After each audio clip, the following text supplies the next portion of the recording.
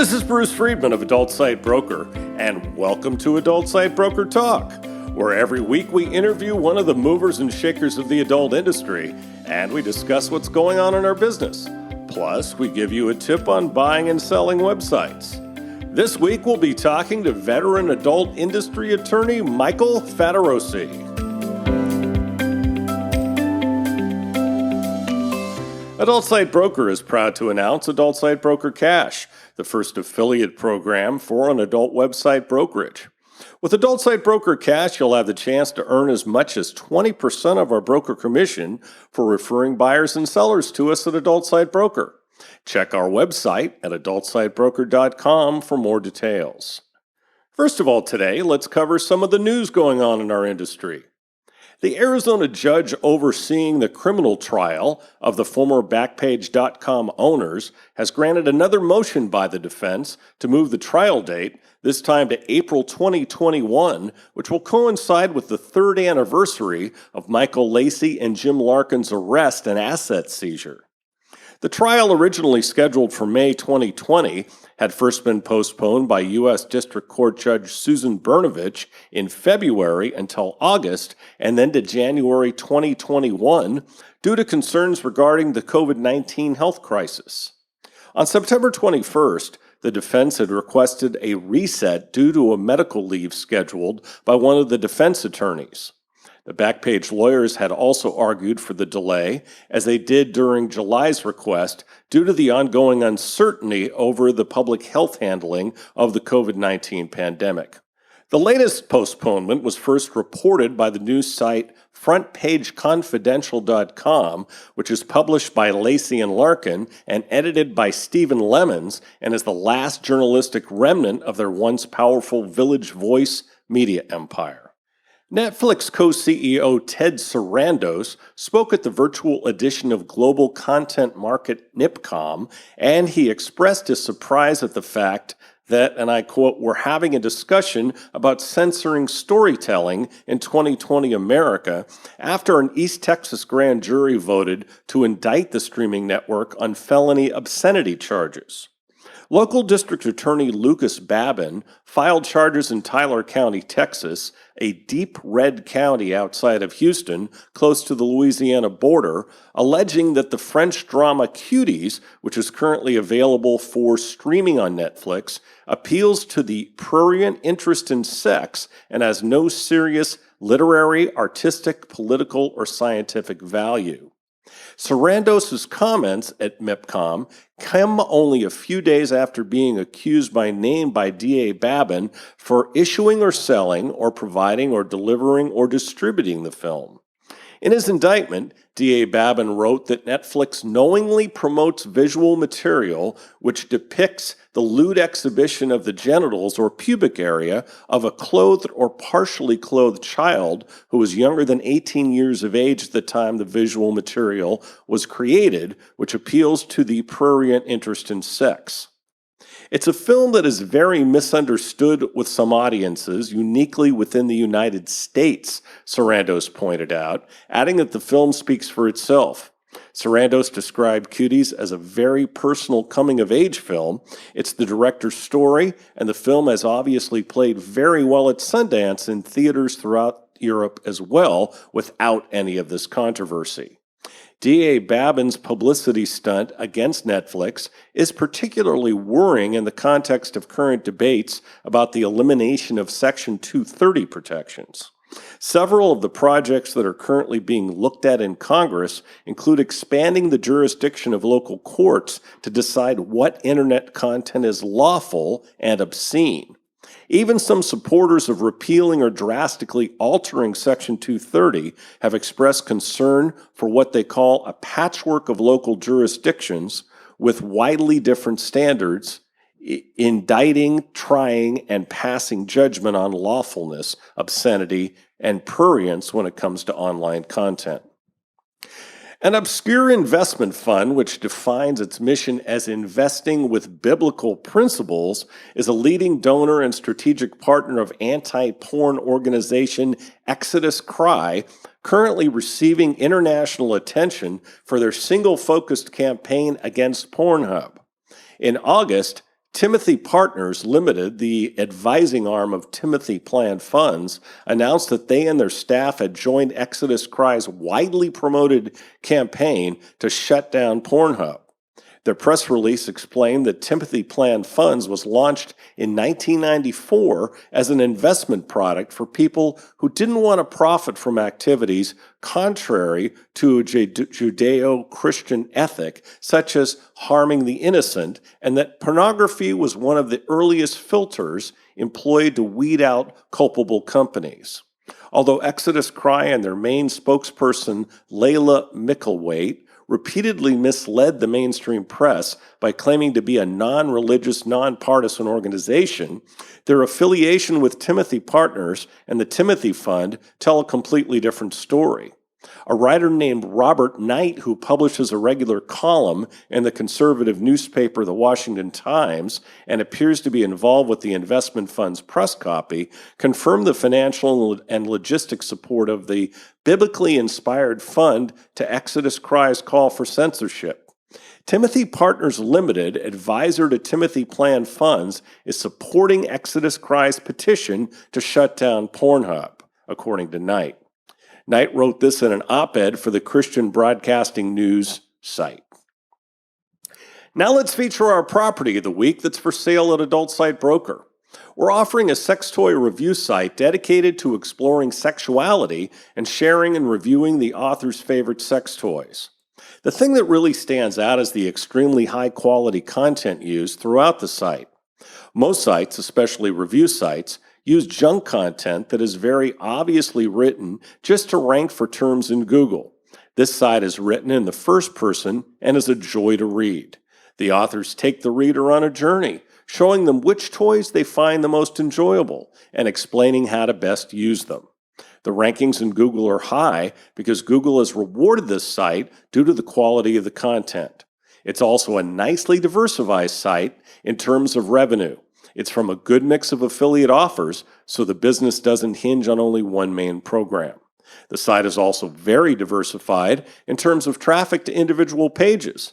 The most trafficked page on the site only makes up 14% of the traffic, so it's not dependent on just one page ranking well. All content is exclusive, nothing has been taken from elsewhere. Pretty much all of the traffic comes from organic Google results. No ad or traffic buying has ever taken place. This is an outstanding opportunity for the new owner if they want to further boost the traffic. This outstanding sex toy review site is available for only $225,000. Now time for this week's interview. My guest today on Adult Site Broker Talk is adult industry attorney Michael Fattorosi. Michael, thanks for being with us today on Adult Site Broker Talk. Well, thank you for having me, Bruce. It's a pleasure. Now, the law offices of Michael W. Fattorosi were established in 2002. Michael originally set up shop in LA and now lives in the Netherlands. He represents various types of clients in adult entertainment. Depending on the issue, he can represent clients within all 50 states within the U.S., as well as in Canada, Europe, Australia, and the U.K. Over 90% of his clients are companies and personalities in the adult industry. Michael, also known on social media as Porn Law, has been a licensed California attorney since 1997 and has been representing companies. You're old.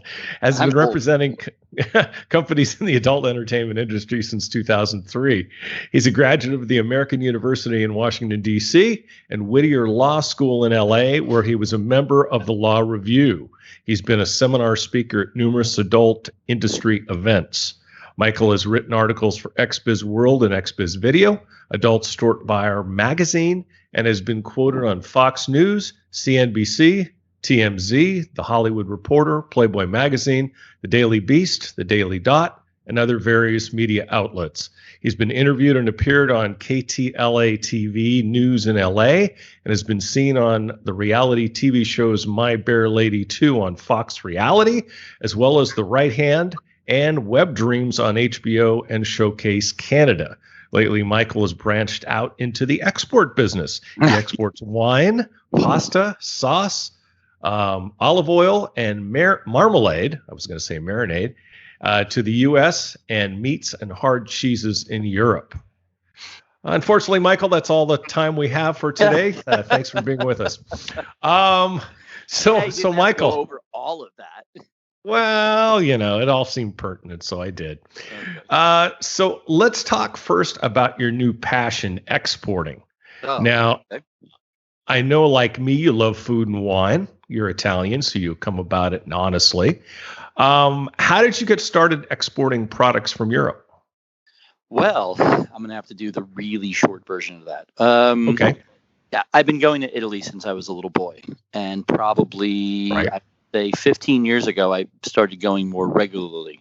And about 10 years ago, I started doing family research into where the Fattorosis came from and all of this. Right. I started going back every year then, and then I was spending about a month there. And just by being there for so long, you come across this great food that we just don't have in the United States. And I sort of thought to myself, well, if this is a way that I can kind of fund my trips over here, that would be awesome.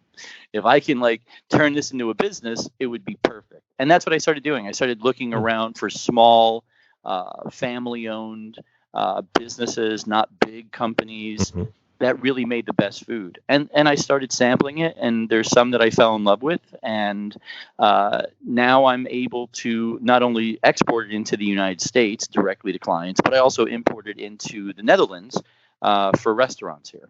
So that's sort of my retirement plan. As much as I love being an attorney, I don't want to be doing it when I'm 65, or 60 even. I would like to spend my days traveling the countryside in Italy, sampling new foods and bringing them to other people in other places. That sounds like fun, man. Well. Yeah, why not? Now, obviously, it's been a very strange year with the whole COVID-19 pandemic. I think strange is probably an understatement. I'm sure, like me, you're happy as hell you're not living in the U.S. anymore. How are things where you live in the Netherlands? Oh, it's as though there is no such thing as COVID-19 here. Good. We did something. No, not good. We did something called an intelligent lockdown, and basically it was the prime minister going, "Be smart," and nobody really was all of that smart. And the Netherlands has recently had a huge influx or a huge amount of positive cases. Yesterday, we had the most positive cases that we've had since April. And so, but you know what? So is Italy. Italy is back to April, May levels. The UK is back. Well, so you're just basically saying the Netherlands act like Trump supporters. No, they're not. There's no. Listen, they dropped the mandatory. No, actually, the government here is like Trump. They dropped the mask requirement because the businesses were complaining because they had set up areas that were most crowded, and they made those areas mask mandatory. And the businesses complained, and the government just withdrew the mask requirement, even though cases were going up. The Dutch are all about money. The Dutch are 100% about making money, and anything that the government does to in any way prevent that pisses them off. So the difference here is no one's really, the hospitals aren't overwhelmed. There isn't a huge number of ICU cases. The deaths are really low. And so the government's attitude is, well, let's do business. We're open for business. And that's the way the Netherlands is. It's a little scary, though. As an adult industry attorney, what challenges do you currently see to our business from a legal standpoint? Well, it's interesting because, I'm not one of those attorneys that go around and going, oh, the government's coming after you. The big boogeyman is going to show up at your doorstep, arrest you, and prosecute you. I just don't see that happening. I mean, yeah, I wasn't around for the Meese Commission all the way back then. My experiences in the adult industry have been basically from 2003 forward. And for the most part, the government has left the adult industry alone for those periods of time. And when I say adult industry, I'm talking about porn production. They certainly haven't. They certainly haven't left prostitution and escorting and things like Backpage alone. Exactly. But they basically left, and except for state regulations, there's really not been much from the federal government. Trump is as close to a pornographer as you can get. He owned hotels where he sold pornography and distributed pornography in those hotels. He ended up marrying an Eastern European model. I can say escort model. He did. He's paid porn stars for sex. I mean, listen. Yes. If there's any guy that's gonna, and he's been in Playboy, and so if there's any guy that isn't gonna buck with the adult industry, it's probably him, and he hasn't. And so, there really hasn't been anything in the last 4 years. I don't really see Biden doing anything. I'm worried about Harris. I'm definitely worried about. I am worried in the sense that they may not come after the adult industry directly, but both Biden and Harris have gone on the record saying that Section 230 of the Communications Decency Act needs to be repealed, which is basically the First Amendment for the internet. I mean, that's what we all count on. We all count on the fact that as a website owner, if you're allowing user-generated content, that you're not going to get sued by somebody because someone else uploaded something. And that's basically protected everybody as the internet is, gained whatever it's gained over the past 20, 30 years. And if that gets taken away, then we've got real problems. Then we've got real issues, because what ends up happening is that the industry will, and not only adult, but also mainstream, you won't be able to have a startup business, because the amount of money that you would have to put into policing your site and having technology police your site, I think would almost make the barrier to entry of having your own website almost impractical and impossible. Interesting. And that's one of the things that I'm dealing with now as an attorney, is that I have to tell my clients, listen, you have to watch what's being posted. Just because of FOSTA, when you have an adult website, we're having a little taste of this, because let's say you have a situation where you've got models that are using the website to promote a prostitution event in Houston. She's going to Houston, she's doing a tour, and she's, putting out there, and she's using your platform to advertise. Well, your platform now falls under FOSTA since it's promoting prostitution, and the owners of the website can now be prosecuted under FOSTA for human trafficking, and the penalties go up to life imprisonment. So and the whole FOSTA thing, the way it was written, was just so nebulous that can't they just come after adult companies just because, pretty much? Yeah, they could. Now they haven't, but here's the problem with FOSTA. And this is the problem with Harris, who's basically the big sponsor behind the bill. Exactly. She promised Facebook and a lot of the bigger companies, like, oh, this isn't for you. We're not going to use this against you. And there's no indication that the government would go after Facebook if somebody was sending emails promoting prostitution on Facebook or Twitter. The problem comes is that there's a civil remedy in that law that says if you've been trafficked, you can sue the site that you've been trafficked through. And so MailChimp has been sued, Facebook has been sued, and there's one other company, mainstream company, that's been sued because their services were used to actually human traffic someone, and the lawyers have used FOSTA to go after those sites. And so that's a big problem that nobody's really tapped into with FOSTA yet, because there really hasn't been a lot of litigation, because I think the lawyers are waiting to see what happens with those cases before they start filing other cases. And but that's been a hammer to the escorting industry in the United States. I mean, I know. Backpage shuts down. I had a client that had a similar site. They just shut down after being in business 15 years. He just decided, you know what, I just don't want the headache. And I have a funny feeling I know the one you're talking about. They were a very large escort site, and they clicked it off the day FOSTA says to pass. Exactly. We're talking about the same one? Yeah, I think so. Yes, we are. Yeah. Because I had a conversation with him at the Phoenix Forum, and he says, "Yeah, I shut my site off yesterday." Yep. And so that could happen more and more if Section 230 gets repealed or gets vigorously changed and restricted. That's the thing I'm worried about. I mean, I don't see obscenity cases coming down the pike. 2257, even though the FSC has challenged it and they're probably going to go up on appeal, I don't see the FBI, going after anybody for 2257 right now. I mean, everybody has to continue to keep records, but they've got bigger issues to handle than worrying about, what records are kept where. So, I don't see much and a couple of years ago, I really thought that the condom issue would take off. But that kind of petered out and went away. Could you repeat that, Michael? You cut out there for a second. I said that condom issue that we were facing in California, that went away. So that didn't really go anywhere. Okay. So as far as legal issues go, there's nothing that I would say is at a point of where the adult industry is on a precipice. We're getting close to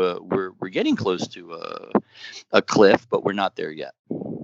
I think we're always on a cliff. Yeah, you mentioned 2257. That was going to be my next question. Obviously, there was a decision made recently on that. Where does 2257 stand? I don't know, honestly. It's very difficult because you've got the FSC put out a statement about what. Now, I haven't read the full decision because I'm assuming that they're just going to appeal it. And so, what had been previously decided that was kept on appeal was warrantless searches. The government basically, or the judge basically said to DOJ FBI that you just can't show up at somebody's door and demand to see records. You need a warrant to go in and see these things, which is absolutely the right decision. And that was something that was decided earlier on, and it stays. And, therefore, but as far as how FSC challenged the law, what the judges did in the appeal is basically they said, well, it doesn't apply to people that are not in this case. And this is part of the problem with the FSC. This is a problem, I think, with a lot of the attorneys who take these cases on appeal. Okay, they want the easy clients. They want the ones that look good. And what ends up happening is they've got good-looking clients, but then the results don't apply to everybody. And this is happening with the FOSTA challenge. And, I love Larry Walters. He's one of the attorneys on it. Bob Korn-Revere is one of the attorneys on it. But the plaintiffs that they got on that case aren't typically of who this is affecting the most, which is the bread and butter escorts. Because no attorney wants to go in front of a judge and argue that this escort should be able to break the law. And I get that. Yeah, I mean, do you see FOSTA eventually being overturned? No. Okay. No. I mean, I don't see a basis for it. I think FOSTA was a test case. I think like anything else, the adult industry is sort of like a proving ground. And so FOSTA was a test case, and that kind of narrowly limited Section 230 when it comes to the adult industry. And now when they want to do more with Section 230, whoever's going to sponsor the next bill or spearhead that is going to go, well, look at all the success that we've had with FOSTA. That's just really gotten rid of, human trafficking in the United States. And, we can do so much more if we expand the restrictions on Section 230. That's what I think they did. And I think that's why they did it. And so that's... Yeah, that was so misguided, though. All it did was drive things back out on the streets, really. Yeah, well, they don't care about the lives. Of course they don't. And they just care how they look. Honestly, and this might sound a little bit conspiratorial, but when you pull back a little bit and you see, well, we are legalizing marijuana everywhere now. And marijuana is not really a crime that people are getting arrested for, convicted of, and put in jail. And so we have this criminal justice system that employs hundreds of thousands of people between judges and staff and prisons and probation officers or parole officers, lawyers, sheriff's deputies throughout the United States. Well, marijuana was sort of a low-level crime that kind of fed people into that system. Sure. And so if you're going to get rid of marijuana laws as far as being illegal, you need a crime to replace that. That's going to feed people into that system. So what are you going to do? Are you going to lay off all of these union corrections officers? Are you going to fire judges? Are you going to reduce DAs because we don't have that much crime anymore? Well, please. Before the riots and what are you going to do? You've got to go hard in the paint on another crime. So the way I look at FOSTA is it's sort of like the new war on drugs, and now it's the war on human trafficking, but it's really the war on prostitution based on morality. Of course it is. But it's happening here too. But this is the thing, though. It's not just the United States. This is spreading. Just this week, and luckily it was turned down, they had a debate here in the Netherlands whether or not they should outlaw prostitution because and there was someone in the Netherlands? Yeah, in the Netherlands. And somebody said, well, there's no woman that would have sex with a guy for money unless she was trafficked. That was oh my God. It's not the exact quote, but basically that's what it was. And right now in the red light district in Amsterdam, that area is sitting on some of the most expensive property in Amsterdam. Of and course. just like Times Square, just like in London, the people that are in the real estate want to get rid of the prostitution. Why? So they can come in and take over the housing, take over the Wallen area, and put in cafes and restaurants and hotels. And the Netherlands doesn't want to be known as a country that is okay with prostitution and marijuana anymore. So it's becoming more conservative here too. Jeez. Mm-hmm. Place used to be fun too. God, it used to be. This place, pretty soon, the only place you'll be able to go for marijuana and prostitution is Thailand because they're gonna legalize it here. Or Pahrump. Exactly. Yeah, exactly. I don't know why Pahrump hasn't jumped on the bandwagon to become the new Amsterdam. If I was the mayor of Pahrump, I would totally turn that town into the escorting marijuana capital of the world. Now that Amsterdam doesn't want it anymore. There you go. Well, you should be their consultant. So as a follow-up, let's say I'm a site owner outside the U.S. How do laws like 2257, FOSTA, SESTA, and some of the other laws that affect our industry, how do they affect me if I'm a site owner outside the U.S.? Well, if you turn off all your traffic to the United States, and they don't affect you at all. But gotcha. if you want to do business in the United States, then obviously it affects you. I mean, the DOJ a long time ago during an XBiz conference, probably in 2007, I think, they literally admitted we're not going overseas to check anyone's records. Even back then, when 2257 was a hot button topic.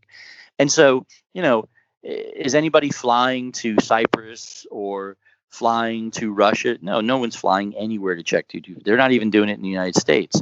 But, because of the billing companies are all located in the United States, if you have a site, you're going to have to comply because your billing company has to comply.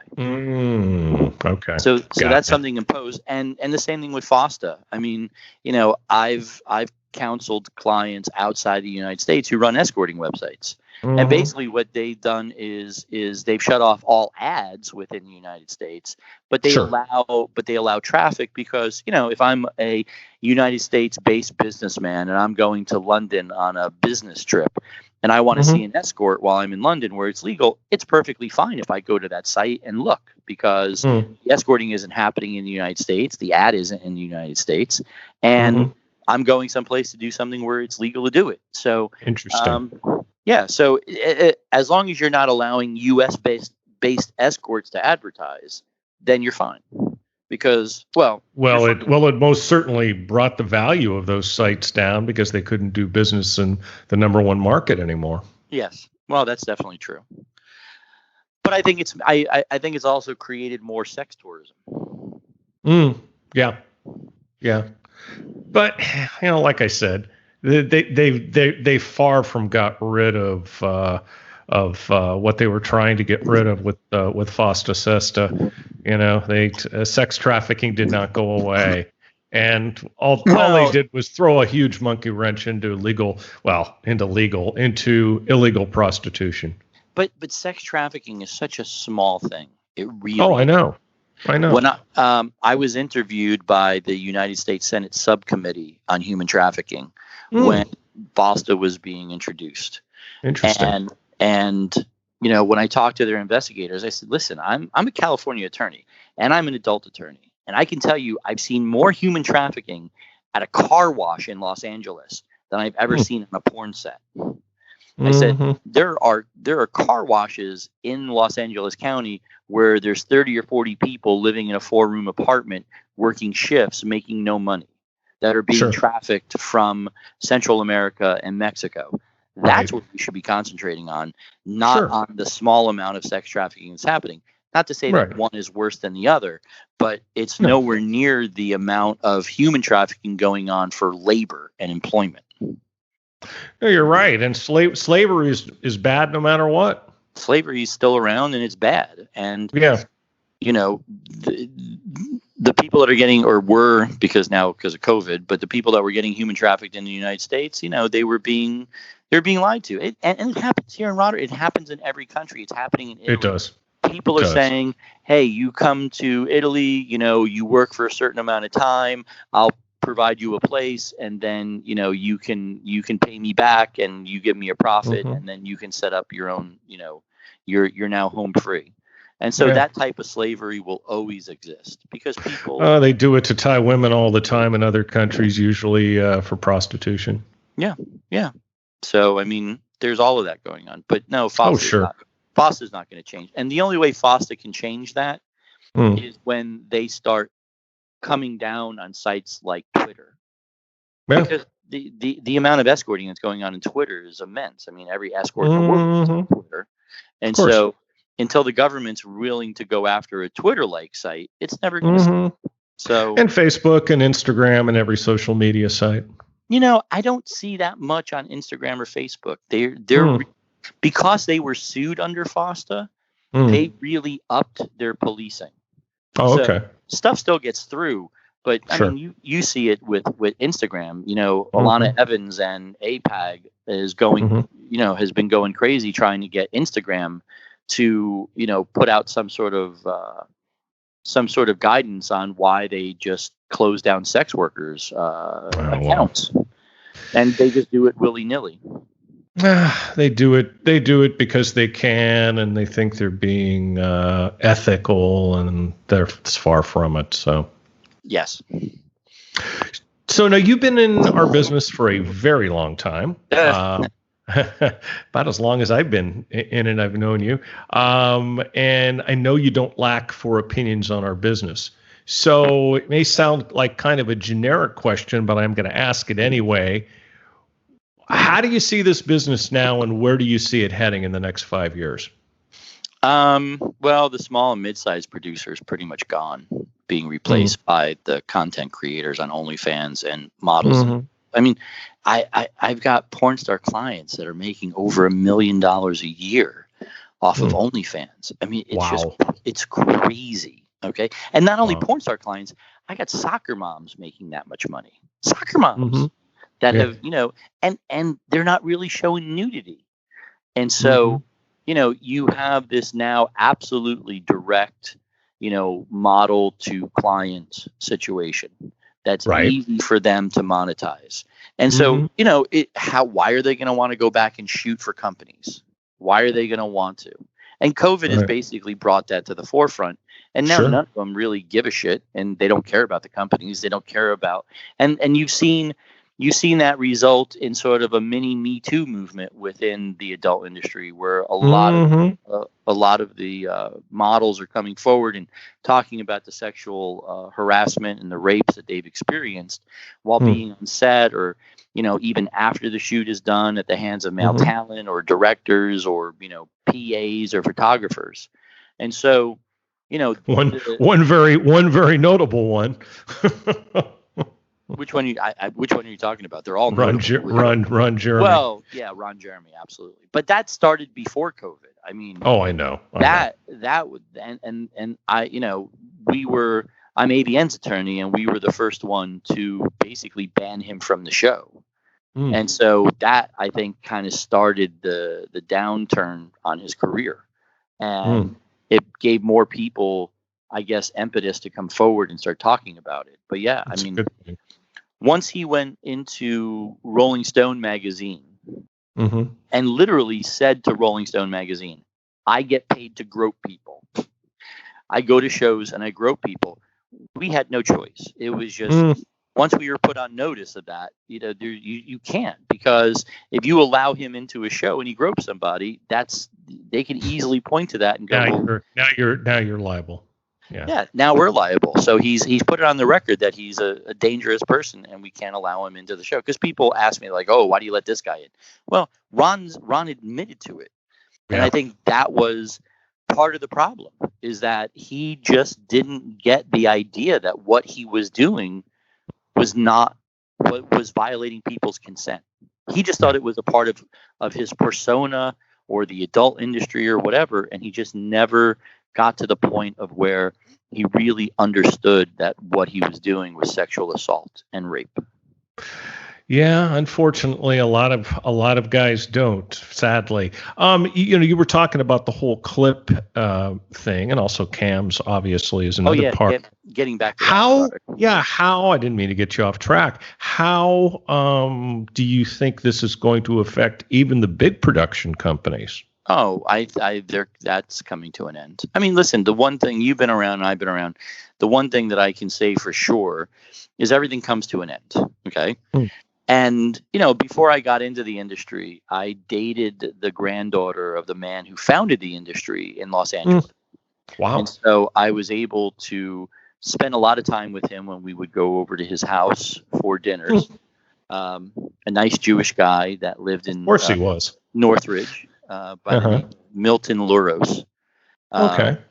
He started Parliament Press back. Well, it wasn't called Parliament Press in the 50s and the 40s, but he basically started a lot of magazines, and then rose to the level of where, by the 70s, he was considered the richest man in porn.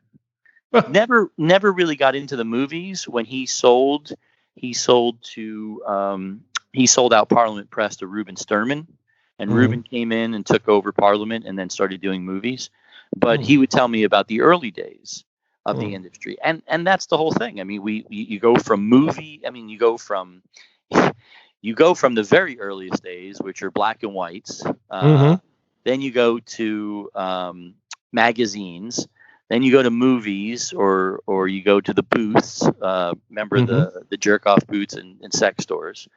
I can't confirm or deny that rumor. And then you go to movie theaters, and then you go to VHS and VCRs. So, I mean, at some point, everything comes to an end. Tube sites will come to an end when they've outlived their usefulness. And same thing with the models. The platforms like OnlyFans, they'll come to an end. And I think what will end up happening and what will replace it is virtual reality, or what is it called? Not virtual reality, but augmented reality as well. And that'll probably be replaced by walking, talking sex dolls. I mean, because that's what you want to do. You want to fuck.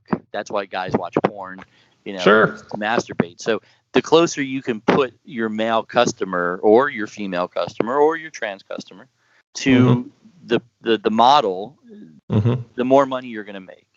Sure. And through technology, you'll be able to get closer and closer and closer to the models, to an actual experience of having sex without having another person there. Interesting.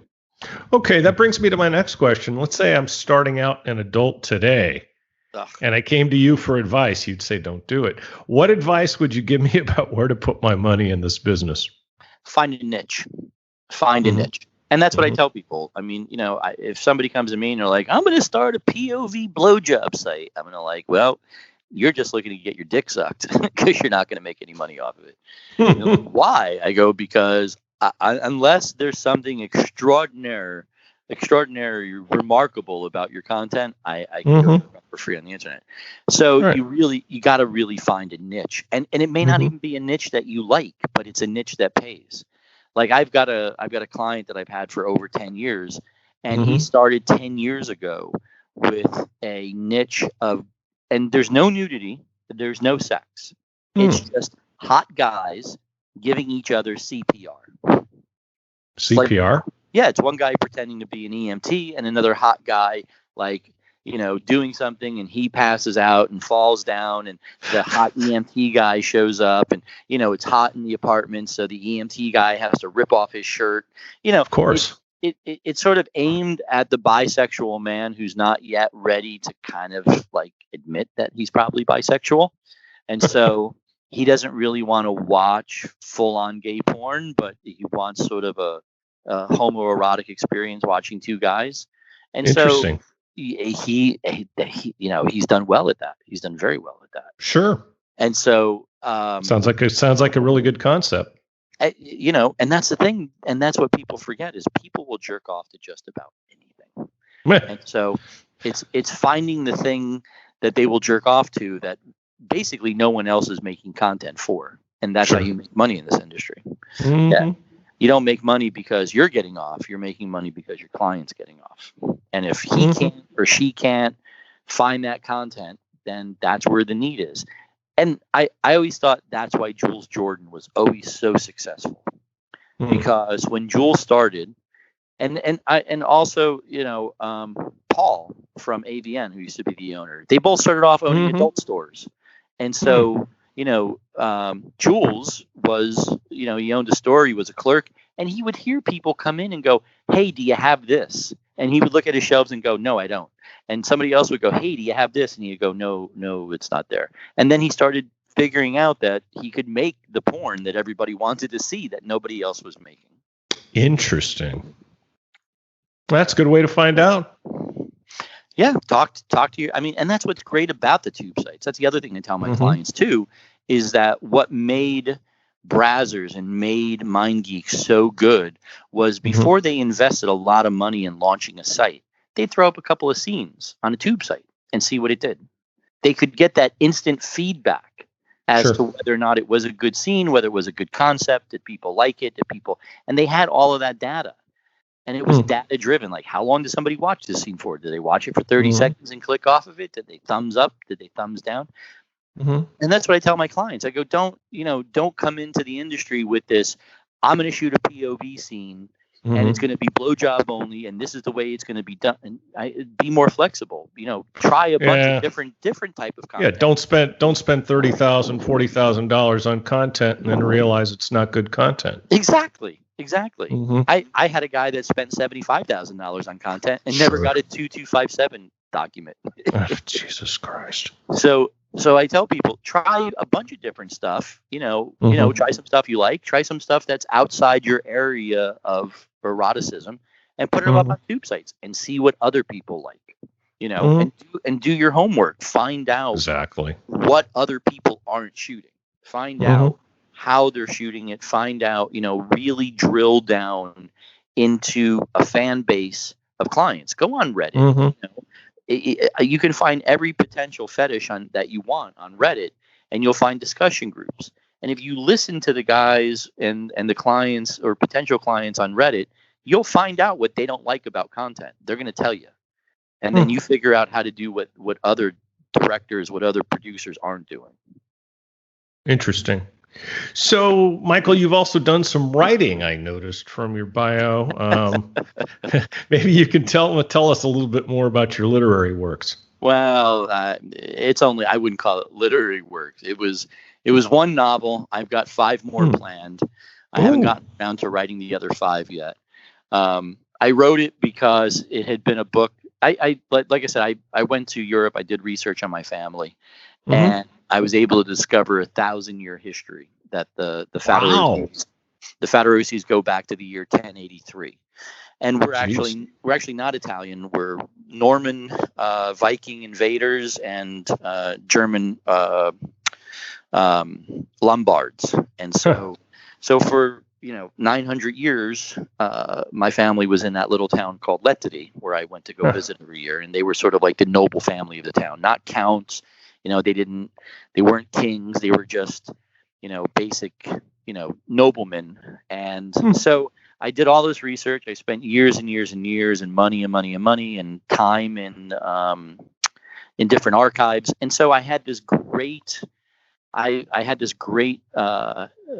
basis for a book. And what was very interesting is one of the things that we had that's now gone, supposedly, is we owned one of the 30 pieces of silver that Pilate paid to Judas to give up Jesus. And so that piece of silver has been stolen from the family, and that basically sent me on a 13-year search, and that turned into the book. And now I've got 5 other books to complete the series. But basically what it does is it's a mixture of fictional with factual. So sounds like fun. Writing is fun. It's tough, and it takes a lot of time, and it takes a lot of concentration, and you really have to be, you can't do anything else. That's the problem. It's very hard, for me at least as a writer, to pick up the phone, make a phone call, go back to writing, talk to a client about legal stuff, go back to writing, have dinner, go back to writing. Like when I'm writing, and whether it's a legal paper, it's a brief, or it's a motion, I literally have to lock myself in a room and just concentrate on that. Yeah. And so, it's hard to do when you've got other things going. Hopefully, when I retire someday, I can finish the other 4 or 5. Fantastic. I'll be looking forward to it. Well, hey, Michael, I'd really like to thank you for being our guest today on Adult Site Broker Talk, and I hope we get a chance to do this again real soon. Sure. Let me know whenever you want, Bruce. Thank you very much for having me. My broker tip today is part 7 of what to do to make your site more valuable for when you decide to sell it later. Let's talk about some of the factors that influence the sales price of a website. Number 1 is usually profit. It will be a multiple of the annual profit, and that multiple is based on whether the profit is trending up or trending down, and how fast it's trending up or down. I've seen valuations of as much as 5 times, although that's very rare. Normally, it's in the 2.5 to 4 times area. I've also seen valuations of 1 time if the profit is taking a nosedive. If a site hasn't been monetized, then it's all about the amount and the quality of the traffic. If a sale is based on traffic, it will be a multiple of what the traffic would sell for on the open market. What are the sources of traffic? Direct traffic, search engine traffic, and review traffic are the most valuable. Tube traffic is the least valuable. Is the traffic reliable and sustainable? What is the traffic history? In a rare case, the valuation will be based upon sales. The same factors apply to that as profit, and the valuations will, of course, be lower than those of profits. How old is the website? Is the domain a .com or something else? .com is still king. What is its Alexa rating? How many inbound links are there? How much staff does it take to run the site? How many email addresses do you have? In the case of a dating site, this is very important. Another factor can be the reverse engineering cost. How much would it cost to build the site from scratch and drive the same amount of traffic to it, and how much time would be involved? What is the lifetime valuable of a customer on the site? Next week, we'll begin our series of tips on how to buy a website. And next week, we'll be talking to Connor Young, the president of Why Not Group. And that's it for this week's Adult Site Broker Talk. I'd once again like to thank my guest, Michael Fattorosi. Talk to you again next week on Adult Site Broker Talk. I'm Bruce Friedman.